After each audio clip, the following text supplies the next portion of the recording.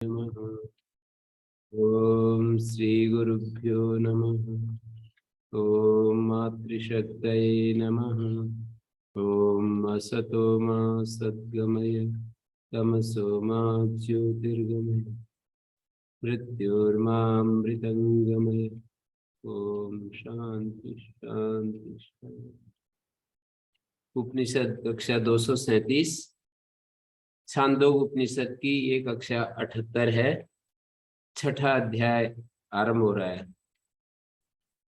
5 अध्याय उपासना प्रकरण छांदोग उपनिषद के प्रसिद्ध हैं। अनेक अनेक विद्याओं का कथन हुआ है। सांडिल्य विद्या, कौशल विद्या, सत्यकाम जावाल विद्या, गायत्री विद्या, भुवन कोश विद्या, अक्षी पुरुष विद्या और ये वैश्वानर विद्या। तो ये अनेक रैक विद्या, संवर्ग विद्या, प्राण विद्या, संवर्ग विद्या, रैक विद्या की बात है। ये बहुत सारी विद्याएं यहाँ पर। विद्या मानी उपासना। तो अब ये 6, 7, 8 3 अध्याय ज्ञान कांड है इसका, उपनिषद का, छांदोग उपनिषद का। इसमें आत्मा का स्वरूप बताया है। छठा, 7वां, 8वां तीनों ही अध्यायों में एक तरीके से आत्मा के स्वरूप को बताया है। तो वो हम धीरे धीरे आगे बढ़ेंगे। इन अध्यायों को पढ़ने के बाद आत्मा के विषय में कोई संशय नहीं शेष रहता है। आत्मा का स्वरूप एकदम स्पष्ट हो जाता है। इसलिए ये बहुत महत्वपूर्ण है। गीता के प्रारंभ में भी वैसे आत्मा के स्वरूप को बताया है। गीता का जो प्रारंभिक ना सतो विद्यते भावो ना भावो विद्यते सता वैरोपियनो दृष्ट अंतस्वरयो सूक्ष्मदर्शी, ये यहाँ से लेकर के नत्वेव हम जातु नासम न त्वं नेमे जनाधिप न चैव न भविष्यामः सर्वे वयम् अतः परम देहिनोऽस्मिन् यथा देहे। 12 श्लोक से लेकर और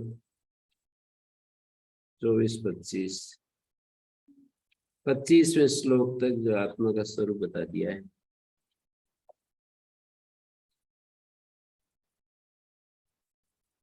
आत्मा अविनाशी है, अपरिणामी है। ये सब आप जानते ही, वैसे तो आपने इतना सुन लिया है। फिर भी एक अलग अलग एंगल से चीजों को देखते हैं तो ज्यादा स्पष्ट हो जाती है। गुरुजी कौन सा अध्याय है ये गीता में? दूसरे अध्याय के आरंभ में 25वें श्लोक तक। जी गुरुजी। 12वें श्लोक से 25वें तक दूसरा अध्याय। यहाँ पर छठे अध्याय में 2 व्यक्तियों का संवाद है। 7वें अध्याय में भी 2 व्यक्तियों का संवाद है। 8वें अध्याय में भी 2 व्यक्तियों का संवाद है। छठे अध्याय में कौन से 2 व्यक्ति हैं? पुत्र और पिता है। पिता प्रतिवक्ता है, पुत्र प्रष्टा है। तो यहाँ पर विद्या के सारिष्ठत्व को जताने के लिए पिता पुत्र को यहाँ पात्र चुना गया है, क्योंकि पिता पुत्र को सारतम बात ही तो देता है। संसार में ये रिलेशन ऐसा है कि पिता अपने पुत्र को सब कुछ देना चाहता है। आजकल तो भौतिक संपत्ति कमाई जाती है और वो देना चाहते हैं। पहले के ऋषि आध्यात्मिक संपदा ट्रांसफर करते थे। वो चाहते थे कि भगवान बुद्ध तो सब प्रकार से निष्प्रिय है, अकाम, सब कुछ हो गए, आत्मज्ञानी हो गए। सबसे पहले अपने पुत्र को ही अपनी सेना में भर्ती किया। छोटी उम्र में कितने बालक को ही, राहुल को। तो पिता जो है ना, वास्तव में जो पिता किसी विद्या को महत्व समझ लेता है तो वो इस जैसे, क्योंकि आजकल बिना डिग्री आदि के कुछ होता नहीं, तो डिग्री आदि तो दिलाते रहते हैं, पर जैसे कुछ विद्वान अपने बच्चों को संस्कृत ना पढ़ा करके दूसरी विद्या पढ़ा देते हैं, टेक्नोलॉजी पढ़ा देते हैं। उससे पता लगता है कि उन विद्वानों ने ये सोचा है कि भाई हमारी तरह ये इस विषय में कमजोर ना रहे, मानी उनको कहीं ना कहीं किसी प्रकार की कुछ कमी महसूस होती है अपने में, उसको पूरा करना चाहते हैं। पुत्रों में वो कमी नहीं देखना चाहते। तो पिता पुत्र को भौतिक संपदा तो देता ही है, ये आजकल के जमाने में हम देख सकते हैं, लेकिन आध्यात्मिक संपदा, विद्या, जो पिता संस्कृत भाषा के महत्व को जानते हैं, संस्कृत में जो शिक्षाएं हैं उनको जानते हैं। मेरे कई एक दो मित्र हैं, वो मेरे को अभी याद आ रहे हैं, तो वो लोग जो है अपने पुत्रों को ये ही विद्या सिखाना चाहते हैं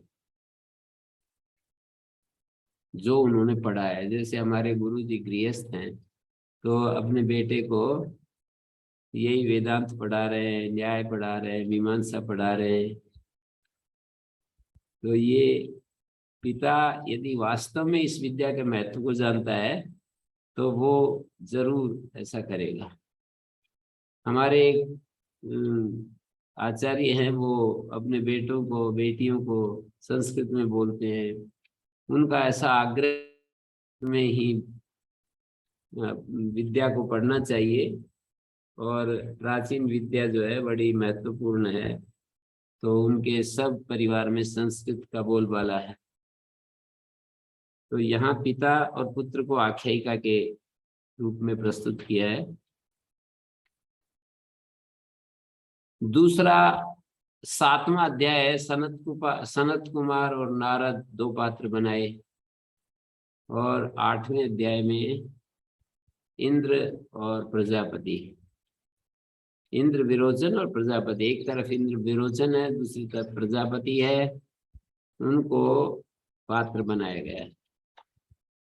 तो 6ठा अध्याय में आरंभ कर रहा हूं। ओम श्वेत केतुर है आरुणेयास्तम है पिता उवाच, श्वेत केतो वस ब्रह्मचर्यम न वै सौम्य अस्मत्कुलीनो अननुच्च ब्रह्म बंधुरिव भवति इति।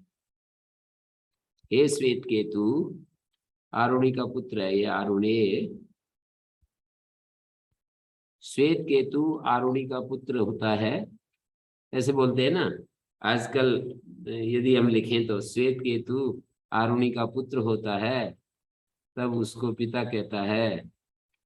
उसको वर्तमान काल में प्रस्तुत जब करना होता है ना, कथा होता है, ऐसी भाषा बोलते हैं।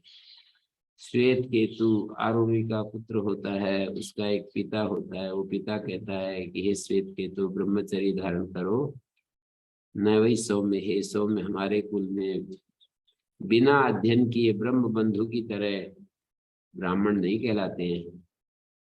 ब्राह्मण बंधु है जिसके, उसको ब्रह्म बंधु कहते हैं, स्वयं ब्राह्मण नहीं है। तो ब्रह्म बंधु के समान हमारे कुल में बिना अध्ययन किए अननुच्य ब्रह्म बंधुरी भवती थी।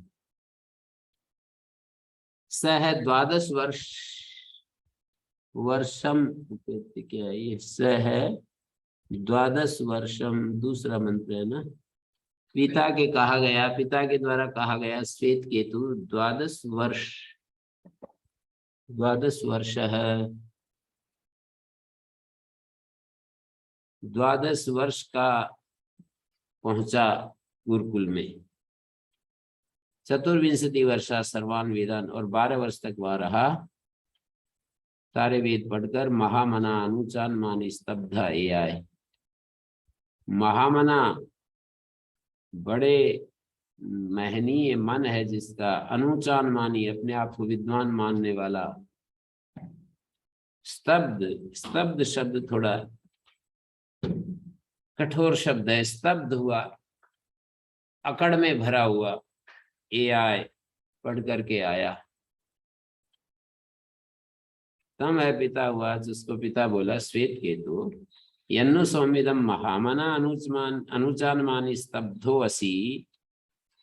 आप तो बड़े अनुचान मानी, अपने को विद्वान मानने वाले, महामना, महामना शब्द का अर्थ होता है महान है, महत मनो यस्य, महत ऐसा विग्रह करेंगे, महत मनो यस्य महामना, महान मन है जिसका, उसको महामना कहते हैं। यन्नु सौमिदम महामना, आप तो महामना अनुचान माने स्तब्ध जैसे दिख रहे हैं। उत तम आदेशम अप्राक्ष्य, क्या तुमने उस आदेश को अपने गुरु से पूछा? ऐसा इसका अर्थ है, तुम ऐसे स्तब्ध हो गए हो, अनुचान मानी असी, महामना असी, तुम इस तरह के, मतलब अपने पुत्र को अननुरूप शीलम स्तब्धम मानिनम, ऐंठ से भरा हुआ, अकड़ से भरा हुआ ऐसे पुत्र को देखकर सद्धर्म अवतार चिकीर्षा, उसमें सद्धर्म का अवतरण कराने की इच्छा से उससे कुछ बात करने लगा। यत महामनानुचान माने स्तब्धस्यासि, ये स्तब्ध हो गए हो, ते अतिशय प्राप्ता उपाध्याय, तो तुम्हें ऐसी कौन सी बात उपाध्याय से मिल गई, कौन सी ऐसी विशेष बात मिल गई जो इतने ज्यादा एकदम किसी को कुछ समझ नहीं रहे और ऐसे एकदम ऐसे ऐंठ में चल रहे हो ऐसे। उतापी अब अपने आप ही प्रश्न कर देते हैं, तुम उस आदेश को जानते हो? उतापी तम आदेशम, भाष्यकार ने पंक्ति लिखी है दूसरे मंत्र के अंत में, देखिए, उतापी तम आदेशम आदिश्यते इति आदेशा केवल शास्त्र आचार्य उपदेश गम्यम, उस आदेश को जानते हो जो केवल शास्त्र और आचार्य ही जिसको बता सकते हैं। ये नवा परम ब्रह्म आदिश्यते, ये आदेश शब्द जो है आंगपूर्वक दिस धातु से कर्म कारक में बनाएंगे तो आदेश का अर्थ होगा ब्रह्म अर्थ होगा, और करण कारक में बताएंगे तो आदिश्यते येन परम ब्रह्म, उपदेश वाक्य होगा। उपदेश वाक्य, आदेश शब्द का उपदेश वाक्य अर्थ होगा और आदेश का अर्थ उपदेश वो ब्रह्म होगा, केवल शास्त्र और आचार्य ही जिसके बारे में बता सकते हैं, उनके द्वारा ही प्राप्तव्य है जो ब्रह्म। या येन वा परम ब्रह्म आदिश्यते स आदेश तम अप्राक्ष्य पृष्ठमान, अप्राक्ष्य का मतलब पृष्ठमान, पृष्ठवान असी आचार्यम, अपने आचार्य से तुमने पूछा। हमने पाणिनीय अष्टकम पुस्तक का जो संपादन किया उसकी भूमिका में आदेश शब्द को भी प्रस्तुत किया है कि आदेश शब्द जब कर्म साधन होता है तो उसका अर्थ ब्रह्म होता है, और करण साधन होता है तो उसका अर्थ उपदेश वाक्य होता है।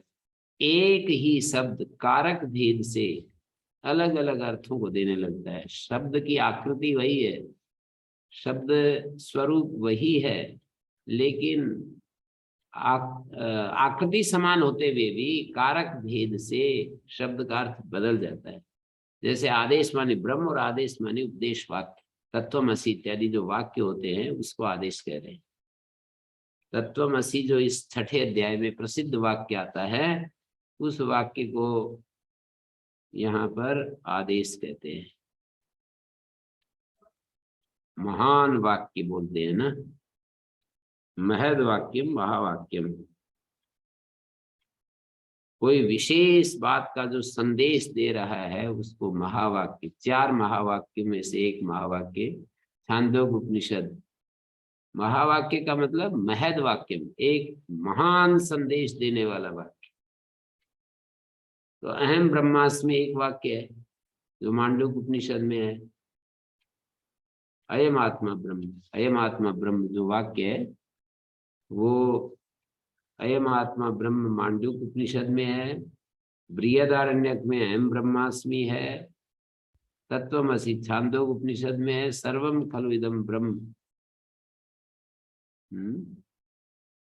4 वाक्यों में से कौन सा प्रज्ञानम ब्रह्म तैत्तरीय उपनिषद में। तैत्तरीय उपनिषद प्रज्ञानम ब्रह्म, प्रज्ञान का मतलब है वहां पर वो जो कॉन्शियसनेस, शुद्ध चैतन्य, उसको प्रज्ञान कहा है, प्रज्ञान ब्रह्म है। तीसरे अध्याय के अंत में वहां पर तैत्तरीय उपनिषद 4, 5, 6 अध्याय हैं ब्राह्मण के, और उपनिषद का 1, 2, 3, 4, 5, 6 अध्याय ब्राह्मण के। ऐतरेय ब्राह्मण के 6 अध्याय हैं। ऐतरेय ब्राह्मण के 3 अध्यायों का नाम ऐतरेय उपनिषद है। चौथा, 5वां, 6ठा, 1, 2, 3 अध्याय है वो। चौथे अध्याय को पहला अध्याय नाम रखा है, 5वें अध्याय को दूसरा, 6ठे अध्याय को तीसरा। तीसरे अध्याय के अंत में प्रज्ञानम ब्रह्म, अयम आत्मा ब्रह्म, अयम आत्मा ब्रह्म, ये है मांडूक्य उपनिषद का शुरू में ही तीसरा मंत्र है। अयम आत्मा, स्वयं आत्मा चतुष्पाद, अयम आत्मा ब्रह्म,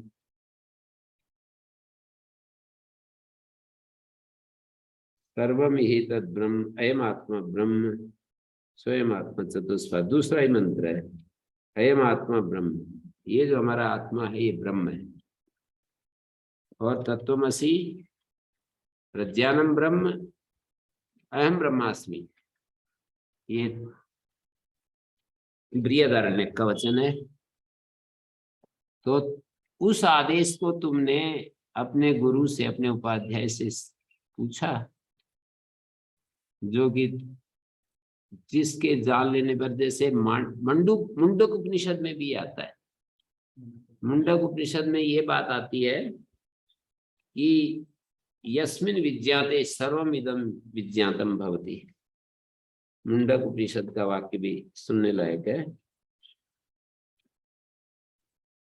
प्रारंभ में ही है, यस्मिन् विज्ञाते सर्वम इदम विज्ञातम भवति।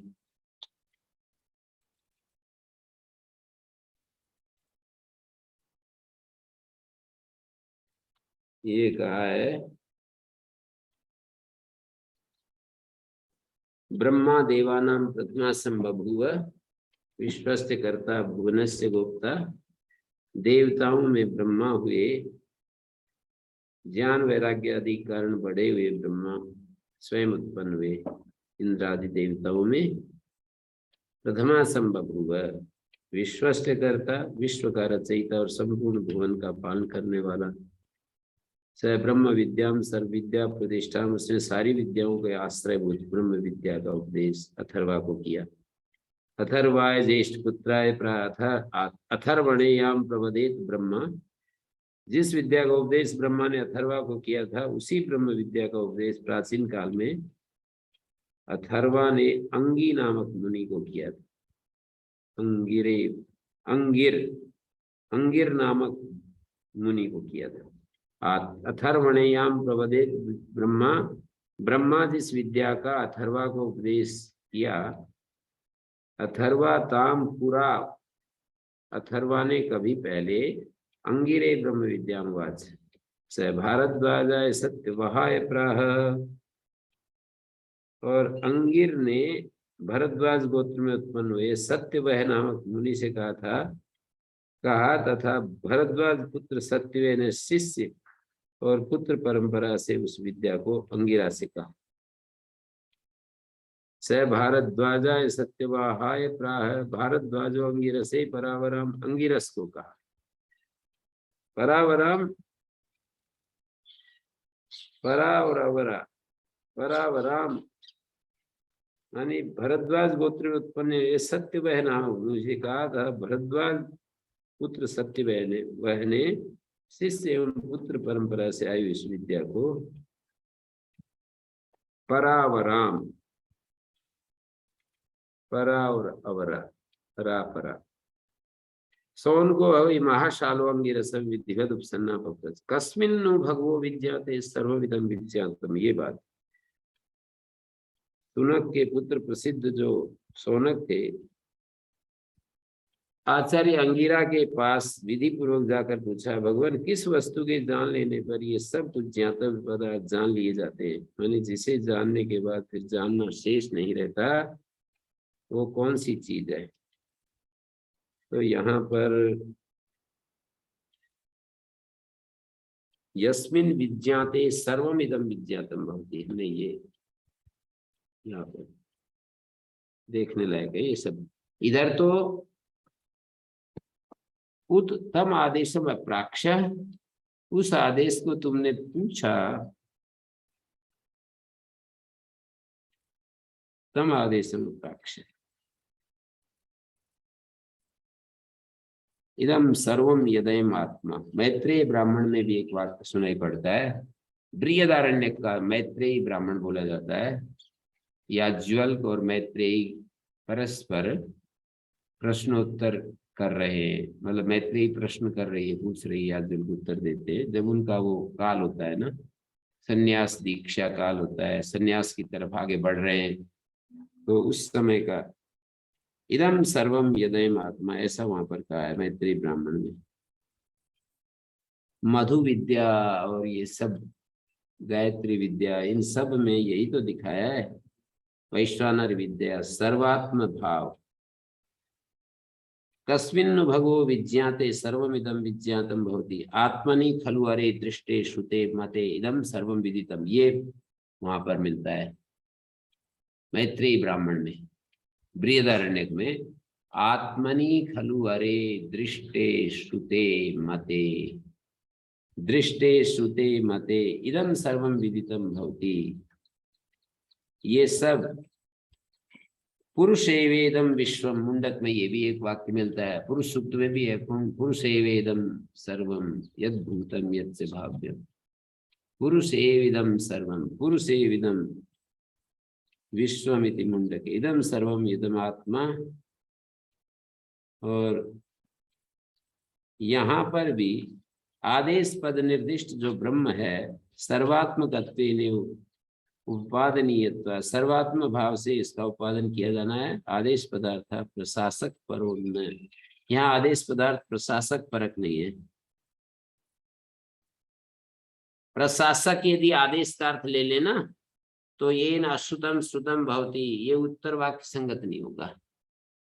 प्रशासक अश्रुत श्रुत हो जाता है, प्रशासक अर्थ नहीं है यहाँ पर। प्रशास्त्रीय अर्थ, प्रशासिता नियम का नियामक अर्थ ले तो ये न श्रुतम श्रुतम भवति, अमतम मतम भवति, अदृष्टम दृष्टम भवति। जैसे कोई देश या ग्राम के नियामक श्रवण, देशस्य ग्रामस्य नियामक श्रवणेन सर्वं श्रुतम भवति, सब कुछ सुन लिया जाता है। ये देश का, ये गांव का नियामक है, राजा है, देश विषय ग्राम विषय।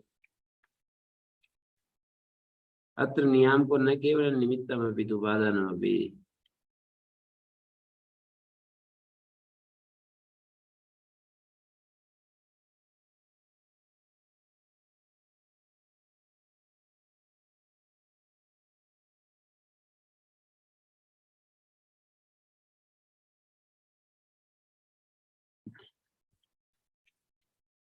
उत्तम आदेशम अप्राक्ष, ये सारे वचनों को हमें अपने सामने रखने चाहिए।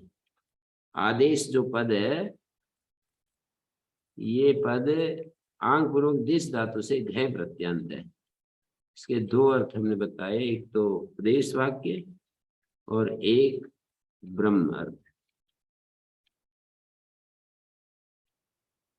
और कस्मिन्नु खलु इदम विज्ञाते सर्वमिदं विज्ञातं भवति, और आत्मनि खलु हरि दृष्टे श्रुते मते इदं सर्वं विदितं भवति, पुरुषे इदं विश्वम् इदं सर्वं यदयम् आत्मा। तो इन सब वचनों की छाया में आगे मैं बढ़ रहा हूँ। एन श्रुतम श्रुतम भवति, देखिए दूसरा वाक्य, एन, उस आदेश को तुमने पूछा, कौन सा आदेश? एन अश्रुतम श्रुतम भवति, अमतम मतम भवति, अविज्ञातम विज्ञातम भवति। ये तीन उसकी विशेषताएं आदेश की बताई। अश्रुत श्रुत हो जाता है, अमत अश्रुतम श्रुतम भवति, अमतम मतम भवति, अमत मत हो जाता है, जो विचार नहीं किया था वो सारा विचार किया हुआ हो जाता है। अविज्ञातम विज्ञातम भवति। तो इस पर श्वेत केतु बोल उठा, कथन नु भगवस्य आदेश इति। भगवान वो आदेश कैसा है वो तो मैंने नहीं सुना। ऐसा वो कौन सा आदेश है? कथन नु भगवस्य आदेश भवति, कथन नु एतत् अप्रसिद्धम अन्य विज्ञानेन।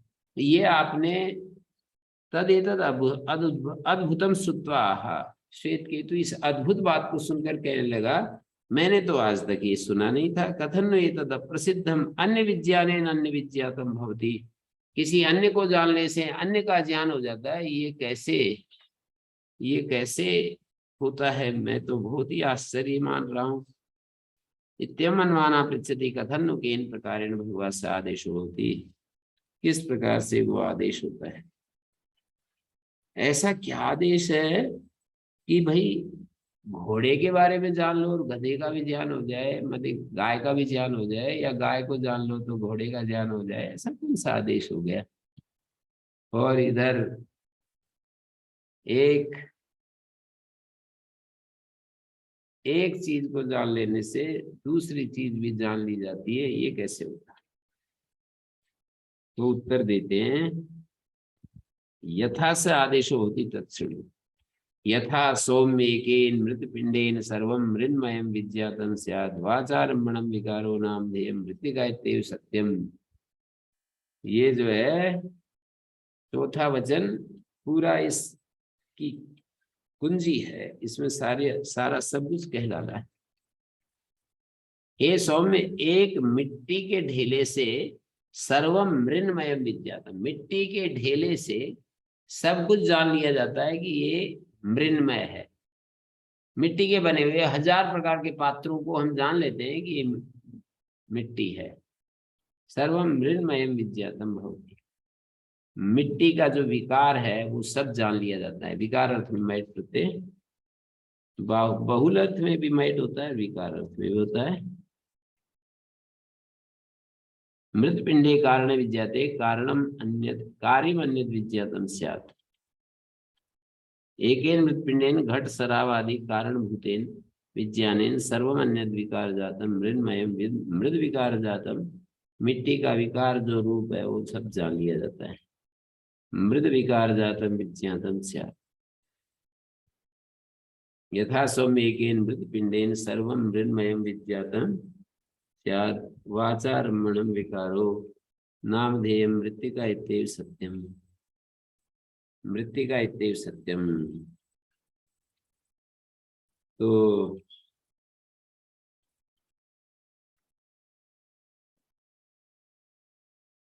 इस वाक्य का अर्थ होता है वाचारम्भणं विकार। वाणी का वाचारम्भणं विकार, वाणी का आलम्बन लेकर के जो कुछ बोला जाएगा वो विकार होगा।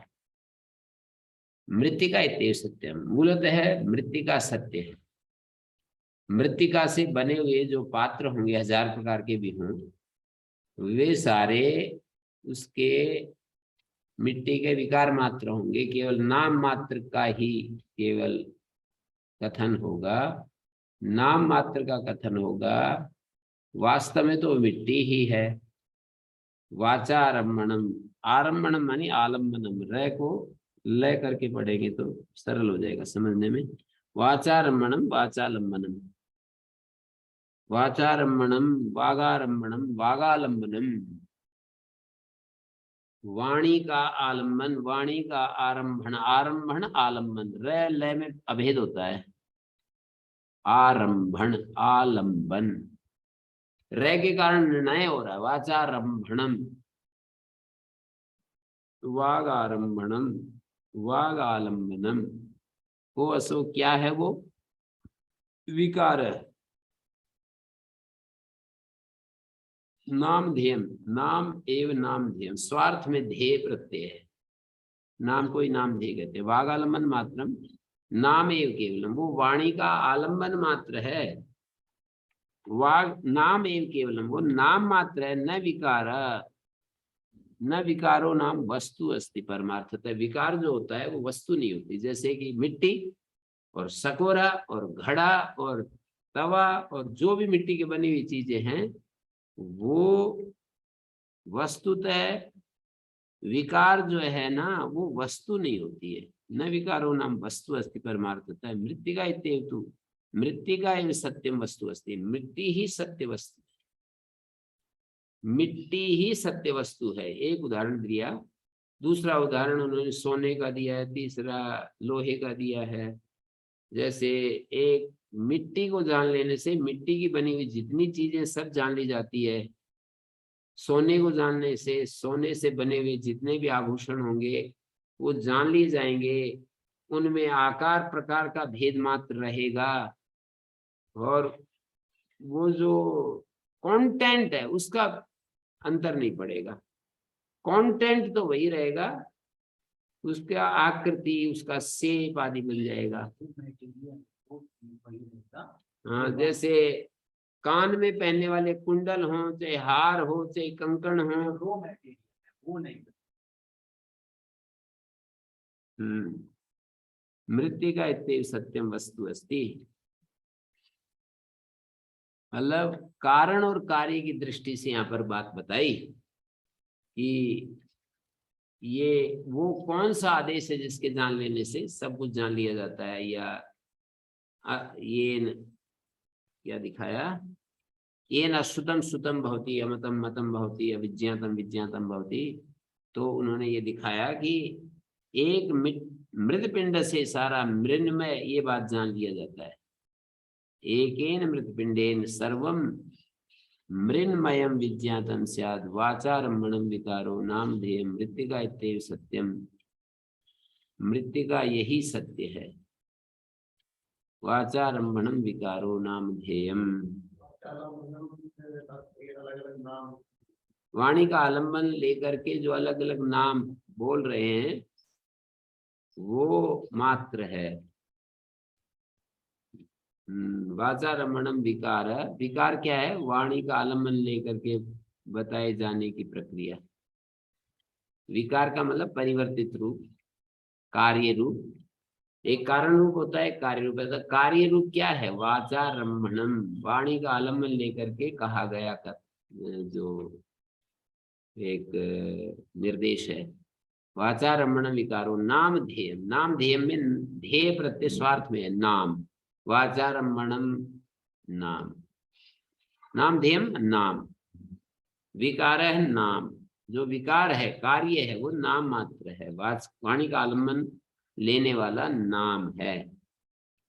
मृत्तिका इत्ते, वो वस्तु नहीं है। वो जो विकार है वो वस्तु नहीं है। वस्तु का मतलब जो सदा रहे। वस्तु का परिभाषा है भूतकाल में, वर्तमान काल में, भविष्य काल में, तीनों कालों में जो सदा रहे वो वस्तु। तो वाचारम्भणम विकारो नामधेयम, ये जो नामधेय है वाणी का आलम्बन लेकर के किया जाने वाला कथन है। मृत्तिका इत्येव सत्यम, मृत्तिका ही सत्य है। यथा सौम्य एकेन मृत्पिंडेन सर्वं मृण्मयं विज्ञातं स्यात् वाचारम्भणं विकारो नामधेयं मृत्तिका इत्येव सत्यम। मृत्तिका ही सत्य है।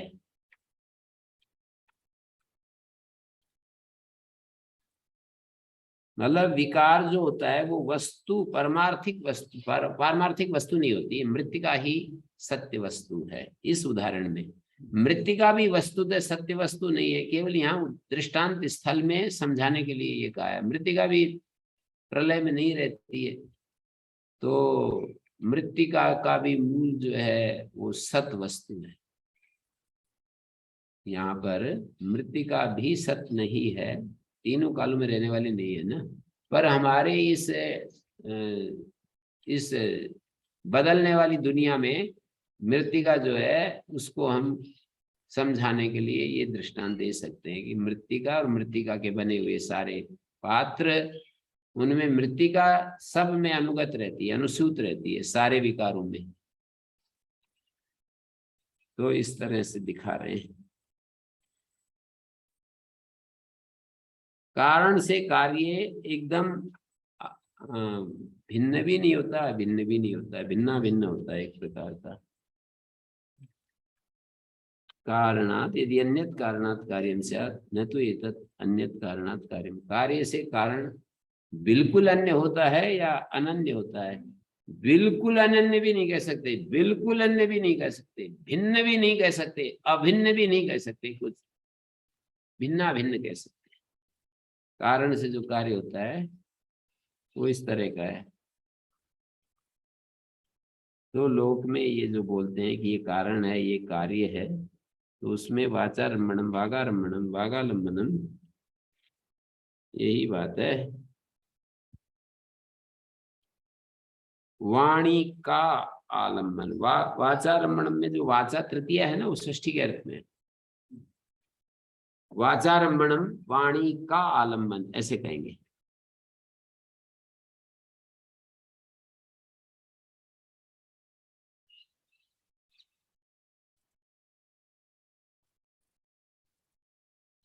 तो ये बात यहाँ पर स्पष्ट होगी।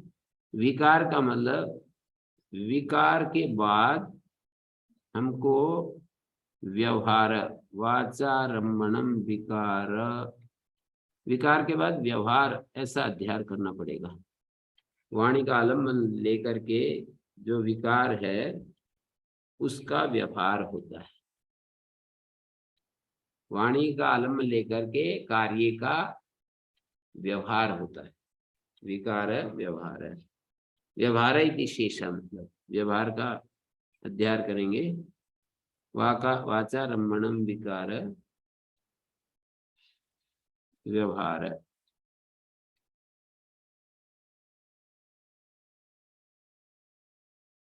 तो आगे है दूसरा दृष्टांत ले रहे हैं।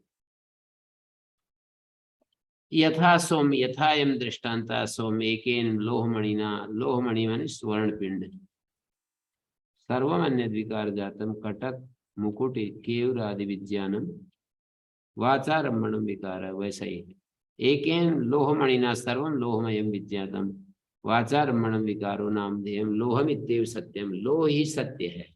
लोह का मतलब सुवर्ण सत्य है। तीसरा उदाहरण देते हैं। यथा सोमेके नख निकृंतनेन, नख निकृंतन माने उससे उपलक्षित जो कृष्णायस पिंडेन, कृष्णायस पिंडेन, नख निकृंतन से उपलक्षित, नख निकृंतन से ज्ञात। नख निकृंतन तो वही है, नाखून काटने वाला नहरना, उस नहरने से उपलक्षित लोहा। तो एक उससे उपलक्षित लोहा, नख निकृंतन से उपलक्षित लोहा, सर्वम कार्ष्णायसम विज्ञातम स्यात्, सारा कार्ष्णायस विज्ञात होता है। वाचारम्भणम विकारो नामधेयम कृष्णाय समित्येव सत्यम, कृष्णाय समित्येव सत्यम एवं सौम्य से आदेश होती। इस प्रकार हे सौम्य वो आदेश होता है। यथा सौम्य एकेन नख निकृंतनेन सर्वं कार्ष्णायसं विज्ञातं स्यात्, वाचारम्भणं विकारो नामधेयं कृष्णायसम् इत्येव सत्यम एवं सौम्य से आदेश होती। इस प्रकार के सौम्य वो आदेश होता है। 3 उदाहरण दे दिए। भले दार्ष्टान्तिक को अनेक भेदों के अनुगम के लिए, अनेक दृष्टान्तोपादम दार्ष्टान्तिक अनेक अनुगमार्थम दृढ़ प्रतीत्यर्थम। भाष्यकार ने कहा है कि अनेक दृष्टांत क्यों दिए, 3 दृष्टांत क्यों दिए? तो बोले दार्ष्टान्तिक जो है ना, दार्ष्टान्तिक यहाँ पर आत्मा है। दार्ष्टान्तिक के अनेक भेद अनुगमार्थम, दार्ष्टान्तिक जो सत्य है उसके अनेक भेद दिखाना चाहते हैं, अनेक भेदों का अनुगम करना चाहते हैं। अनेके भेदा विलक्षणानि तेजा प्रवृत्ति कार्याणि। दार्ष्टान्तिक स्थल में जो अनेक भेद है ना, विलक्षण भेद, कहीं तेज है, कहीं अप है, कहीं अन्न है, और भी वैविध्य इस संसार में दिखाई दे रहा है, उन सब को देखने के लिए। तो नामधेयं कृष्णाय समित्येव सत्यम एवं सौम्य स आदेशो भवति। तो आगे कह रहे हैं न वै नूनम भगवन्त तदेदिषु यद्धि एतदवेदिष्यन् कथम में नावक्ष्यन्। कोई भी आदमी अपने पर दोष नहीं लेना चाहता, ये एक प्रसिद्ध बात है, दूसरे पर डाल देता है। बोले उनको नहीं पता होगा इसलिए बताया नहीं, पता होता तो क्यों ना बताते। श्वेत केतु ने, पिता ने जब ये कहा कि आप उस आदेश को जानते हो, येन श्रुतं श्रुतं भवति अमतं मतं भवति विज्ञातम विज्ञातम भवति, तो ऐसा कौन सा आदेश है? बोले ऐसा है जैसे कि एक मिट्टी के ढेले को जानने से दूसरी मिट्टी की बनी हुई चीजों को जान लेते हैं, एक लोहे को जानने से, सोने को जानने से दूसरी स्वर्ण में चीजें, लोह में चीजें जान लेते हैं। तो ऐसे बताया पिता ने। तो फिर बोले न वही नूनम भगवंता ते तदवेदिषु, वे हमारे गुरुचरण निश्चय ही जो आप हमें बता रहे हो वो नहीं जानते थे। यदि तद अवेदिशम, यदि इस सत्य को वे जानते होते कथम में नावक्षन, तो मेरे को क्यों नहीं बोलते। भगवानस्त्वेव में तद ब्रवीतु, भगवान ही, आप ही मेरे को अब समझा दीजिए, मेरे को गुरुकुल वापिस भेजने के। पिता से कह रहा है वो, मतलब गुरुकुल में जाना बहुत बड़ा दंड जैसे समझा जाता था ना। आप ही बता दो, अब गुरुकुल में वापस मेरे को क्यों भेज रहे हो। वो तो बताया नहीं, उनको ही नहीं आता होगा ये, तो इसलिए अब आप ही बता दीजिए। भाष्यकार ने दिया है यहाँ पर कि एतद वस्तु कथम में गुणवते प्रे भक्ताय अनुगताय नावक्षन, गुणवान शिष्य को क्यों नहीं बताते हो, मुझ जैसे गुणवान शिष्य को क्यों नहीं बताते। अहम मन्ये न विदितवन्तः, मेरे को ही पता चल रहा है कि वो जान नहीं रहे होंगे। अवाच्यम अपि गुरोर न्यग भावम अवादी, मतलब गुरु के लिए न कहने योग्य बात कह डाली। पुनर्गुरुकुलम प्रति प्रेषण भयात, गुरुकुल के प्रति फिर प्रेषण भय से, कि गुरुकुल में 24 साल का भी डर रहा है कि पिताजी यूं कह देंगे कि जाओ गुरुकुल। अब ये जो है ऐसे नहीं कह सकते थे कि जी मैं तो नहीं जाऊँ, मतलब ये ऐसे मनाते थे कि वो ऐसे कहे नहीं, क्यों एक बार कह दिया तो फिर तो मैं कुछ नहीं कर सकता। स्वामी दयानंद जी ने भी कहा कि 50 साल के बाद भी मैं इसलिए वहां नहीं जाता कि मेरा अब भी विवाह कर देंगे। 50 साल के हो गए, मैं गुजरात में इसलिए नहीं जाता, माता पिता मिल गए तो अब भी मेरा पकड़ के विवाह कर देंगे, मैं तो कुछ नहीं कर सकता। फिर जब यूं कहेंगे कि भाई चलो तुम्हारा विवाह करते हैं, मैं कुछ नहीं कर सकता फिर। तो ये शिष्यों की, पुत्रों की आज्ञाकारिता भी देखिए कितना बड़ा भाव रखते हैं अपने पिता के प्रति, अपने गुरु के प्रति, कि उन्होंने एक बार कह दिया तो बस फिर करना ही है, फिर मेरे हाथ में कुछ नहीं रहेगा। उनको बोलना नहीं चाहिए, किसी तरह से बोलना नहीं चाहिए, भाग जाएं और कुछ कर लें, उनके आंखों के सामने दिखाई नहीं दे, ये तो सब ठीक है, लेकिन एक बार बोल दिया तो फिर करना पड़ेगा, इसका ये तात्पर्य निकल रहा है। तो वो कथयतु पिता हुआ, तथास्तु, पिता ने कहा चलो मैं ही बता देता हूँ। तथा सौम्यति होवाच है। अब यहाँ से वो शिक्षा शुरू हो गई है। सदैव सौम्य इदम अग्र आसीत, इदम अग्रे, ये सब कुछ, ये उद्देश्य स्थानीय, सत ये विधेय स्थानीय। ये जो है उद्देश्य विधेय को वाक्यार्थ समझने के लिए जरूर समझना चाहिए। जो पहले जिसका निर्देश हम वाक्य में बोलते हैं प्राय, वो यहाँ तो वाक्य में आगे पीछे हो सकता है, पर आर्थिक जब अन्वय करते हैं तो उद्देश्य को पहले बोलते हैं, विधेय को बाद में बोलते हैं।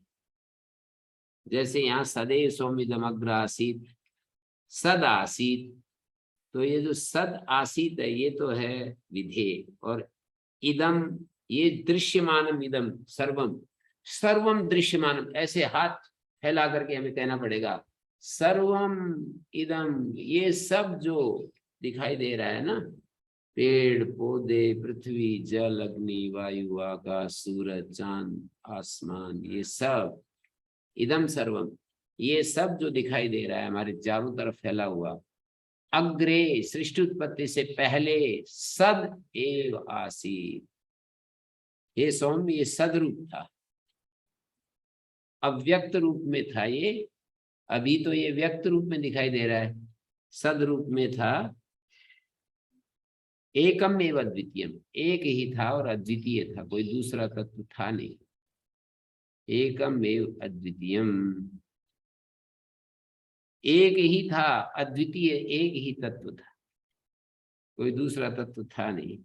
तद है कि आहु, कुछ लोग कह देते हैं असद एवं अग्र आसीद एकम एव द्वितीयम, एक अद्वितीय असत ही था, अव्यक्त ही था।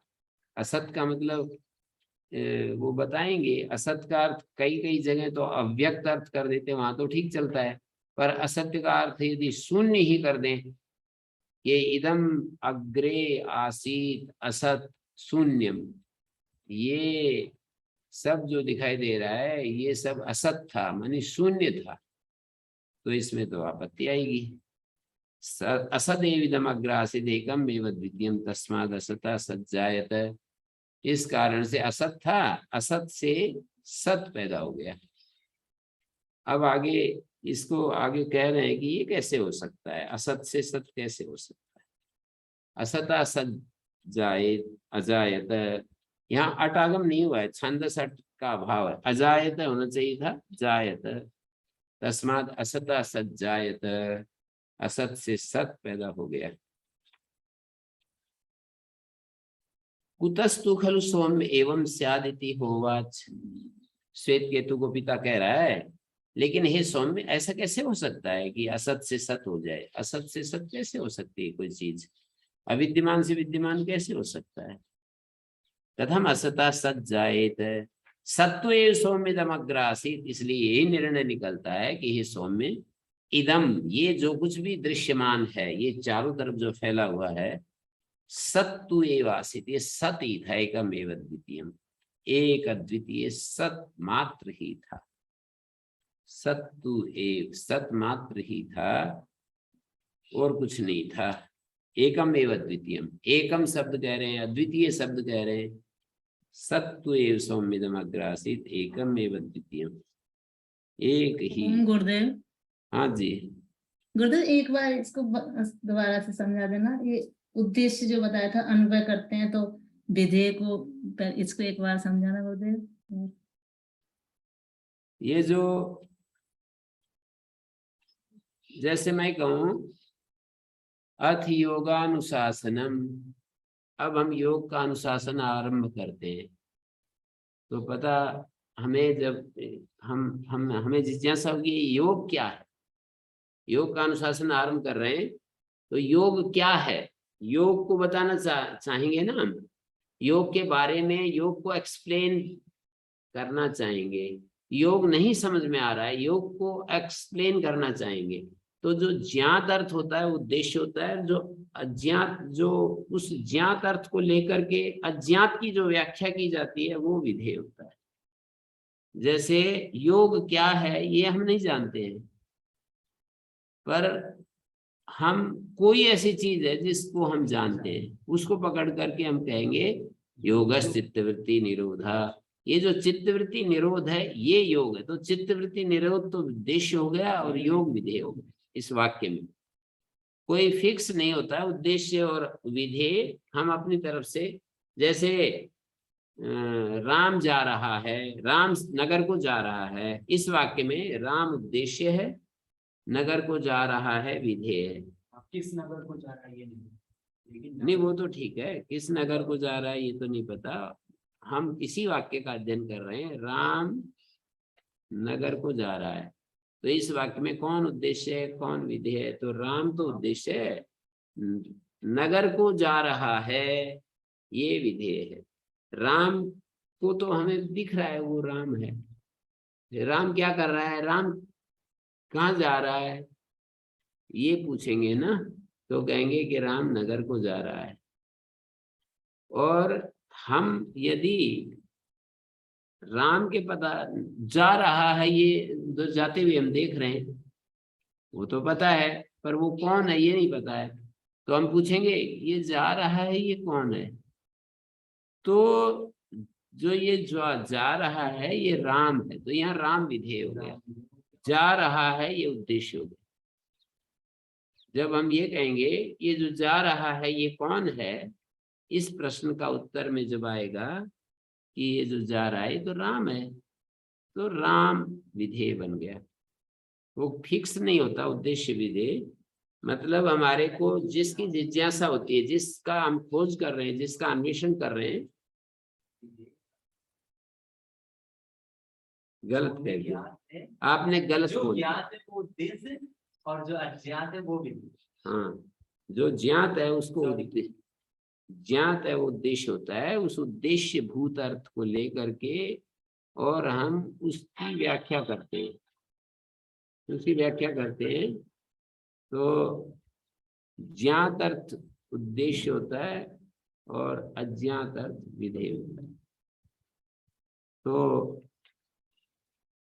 यहाँ पर देखिए, जी गुरुदेव स्पष्ट हो गया। जैसे और भी कई सारे वाक्यों को पकड़ करके इस तरह से देखा जा सकता है। गीता में एक श्लोक आता है दूसरे अध्याय में, समत्वम योग उच्यते। जैसे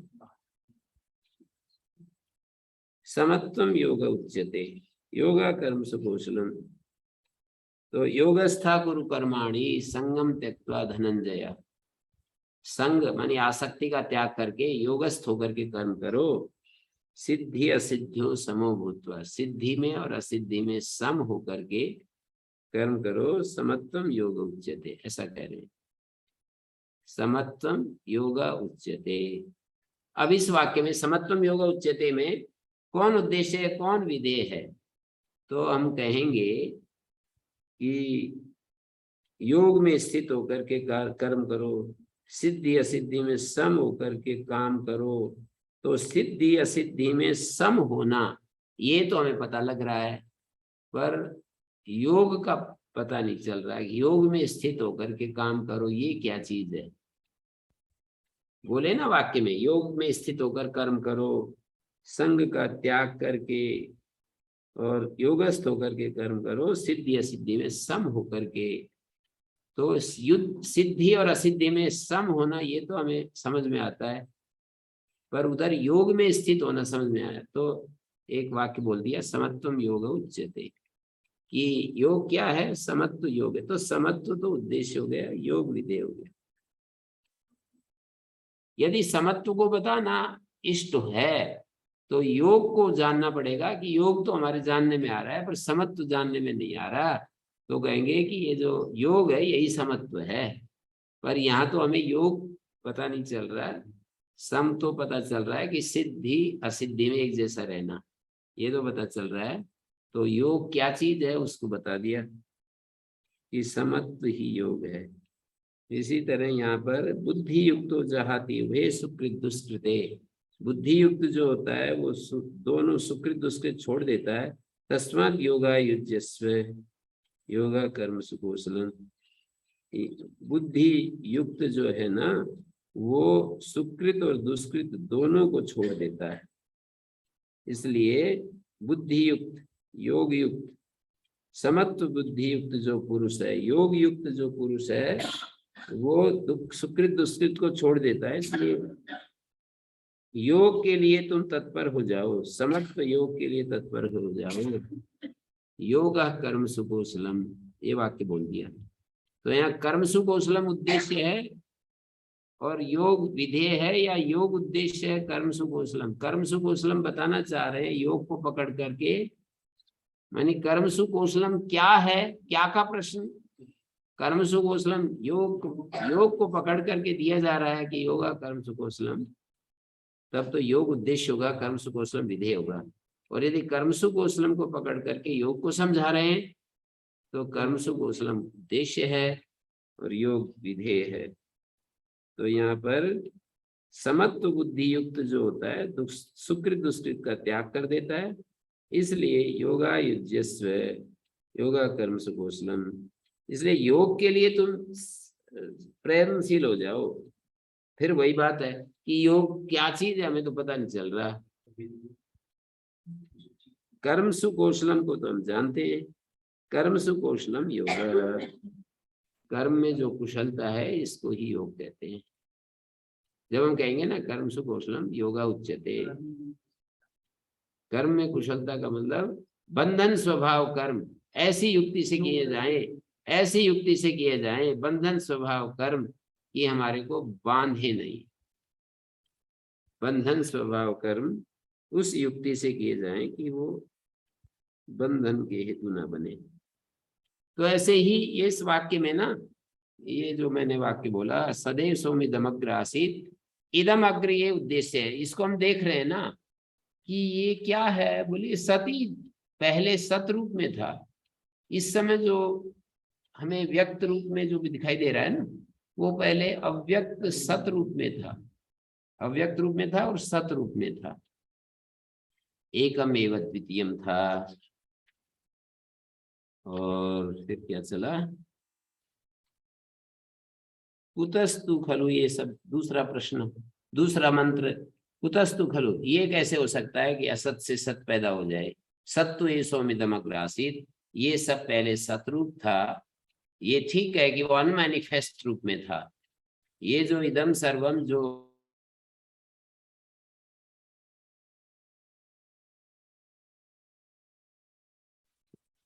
और उसके बाद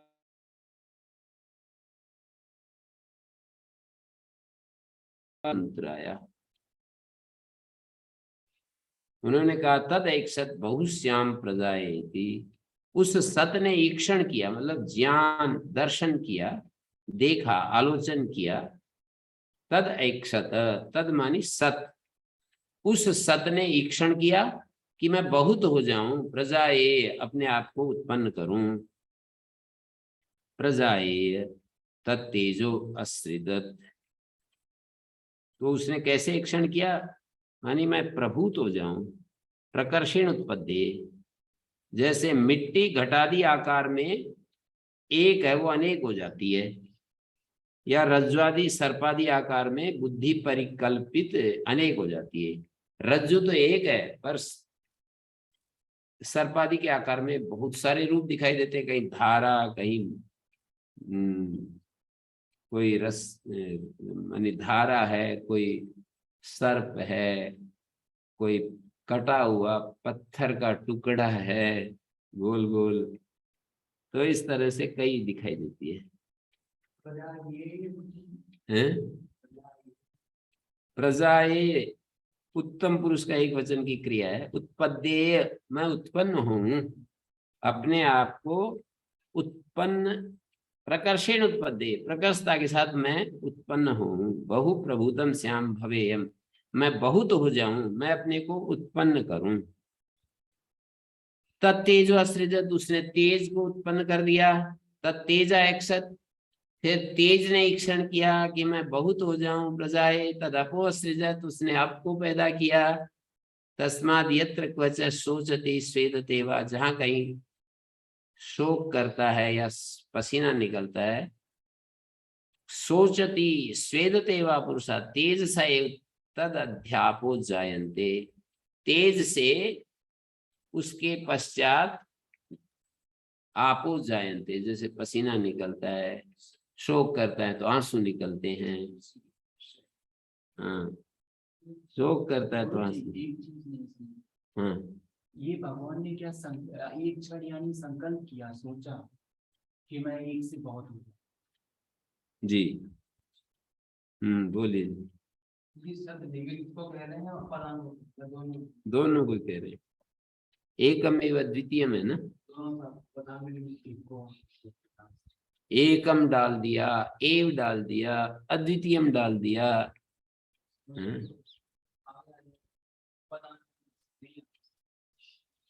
हाँ वो तो ठीक है, सबको समस्या है ही इसमें। और आगे इसमें कहा इससे इसको समझें, जैसे ये जो अंकुर होता है ना, ये जो अंकुर होता है उससे हम उसके मूल को समझते हैं। आगे ये प्रक्रिया दिखाएंगे कि अंकुर से मूल की तरफ बढ़ते जाते हैं। तो अंकुर का मतलब जो दिखाई देता है ऊपर, जमीन से ऊपर जो अंकुर आता है, तो उस अंकुर को पकड़ करके मूल तक चले जाते हैं। तो अन्न रूपी अंकुर से उसके मूल को ढूंढो क्या है। तो अंकुर से मूल को ढूंढो तो ये मिलेगा जल। फिर बोले जल अंकुर है तो इसका मूल क्या है? तेज। क्योंकि जिस क्रम से उत्पत्ति दिखाई उसी क्रम से तो जाएंगे। तेज से जल, जल से अन्न, जल से अन्न दिखाया है ना, ये आगे दिखाया है चौथे मंत्र में। ता आपा एक्संत, ता आपा एक्संत, जलों ने ईक्षण किया ऐसा नहीं, सद विशिष्ट जलों ने ईक्षण किया। ऐसे ही भाष्यकार ने दिया ता आपा एक्संत, पूर्वदेव अबाकार संस्थितम सद ईक्षत है, अप के आकार में जो सत तत्व है ना उसने ईक्षण किया। ऐसे यहाँ पर तद क्या है, तस्माद ईक्षण किया, बहुश्याम, सत ने ईक्षण किया कि मैं बहुत हो जाऊं, अपने को उत्पन्न करूं, तब तेजो अस्त्रिजत, तो उसने सत ने तेज को उत्पन्न किया। और फिर बोले तेज ने ईक्षण किया, यहाँ तेज ने ईक्षण किया इसका मतलब है सत विशिष्ट तेज ने ईक्षण किया। तेज तो ईक्षण नहीं कर सकता है, तेज जड़ पदार्थ कभी ईक्षण नहीं कर सकता है, जड़ पदार्थ ईक्षण नहीं कर सकता। जड़ जो है हमेशा उसके अंदर ये नहीं आ सकता है, जैसे कंप्यूटर ये नहीं कर सकता है कि अब मैं ये करूं, अब मैं बहुत सारे कंप्यूटर बना दूं, ऐसे कंप्यूटर में नहीं आएगी। कितनी सामर्थ्य हो उसमें, कितनी सामर्थ्य हो उसमें, ये नहीं आ सकता कि मैं अब अनेक कंप्यूटर रूप हो जाऊं। एक कंप्यूटर है कोई सुपर कंप्यूटर जो सारे विश्व को एक समेट रहा है, वो ये नहीं कह सकता कि मैं अब सुपर कंप्यूटर हो जाऊं, ऐसे नहीं कर, ईक्षण नहीं कर सकता। तो सत ने ईक्षण किया कि मैं बहुत हो जाऊं, उसने तेज को बनाया। तेज ने ईक्षण किया, तेज ने ईक्षण किया इसका मतलब है सत युक्त तेज ने ईक्षण किया, सत से युक्त जो तेज है उसने ईक्षण किया।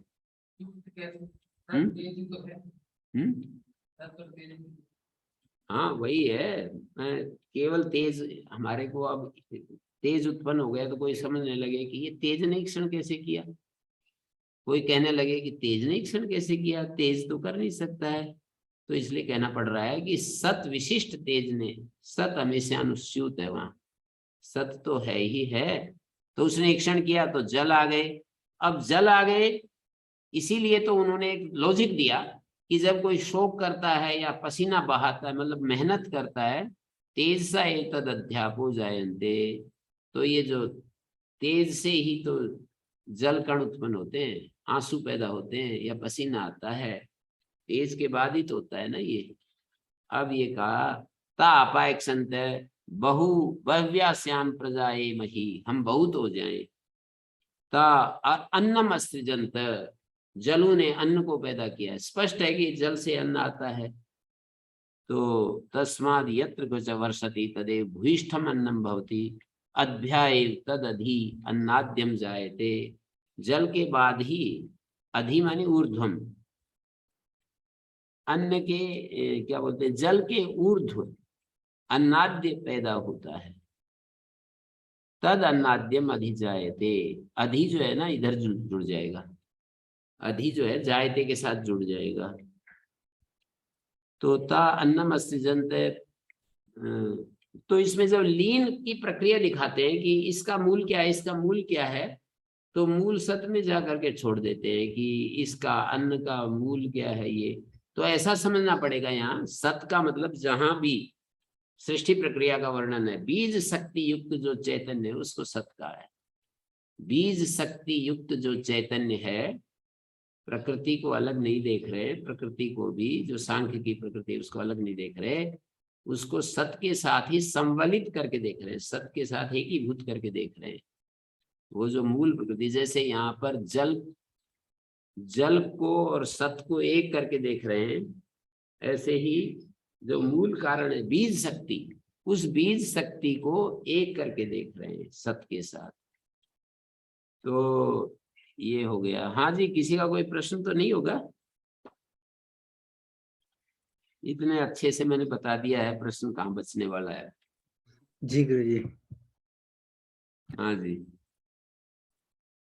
हाँ जी, श्री जी बोलिए। प्रणाम गुरुजी।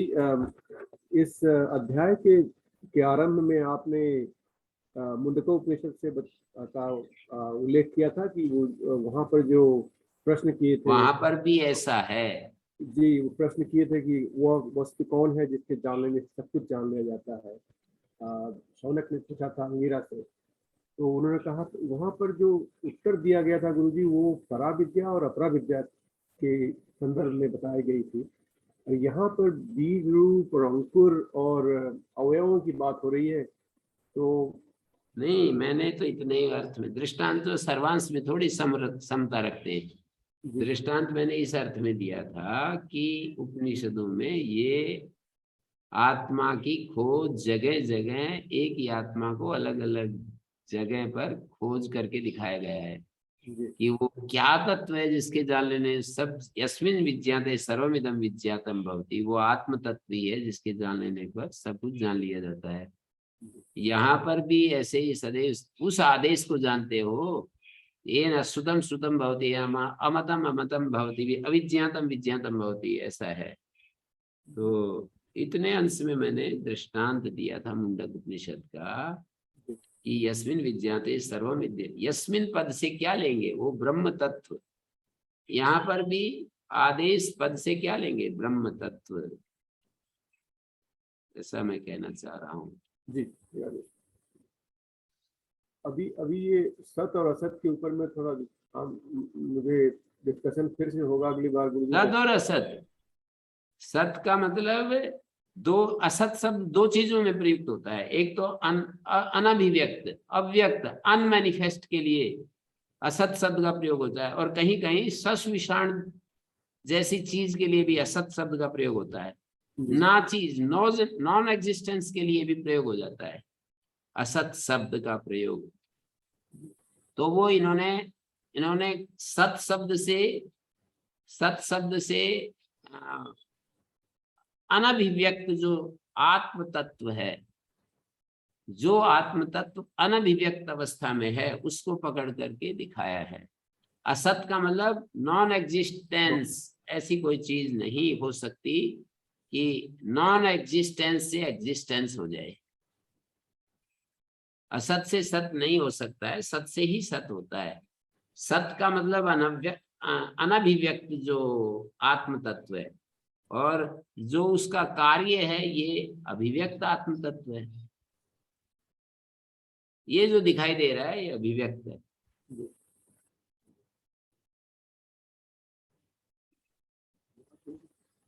तो इस पर आप लोग विचार करना, और कुछ बात हो तो फिर रखना।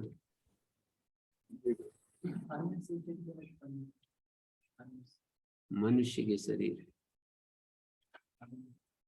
ओम शांति शांति शांति।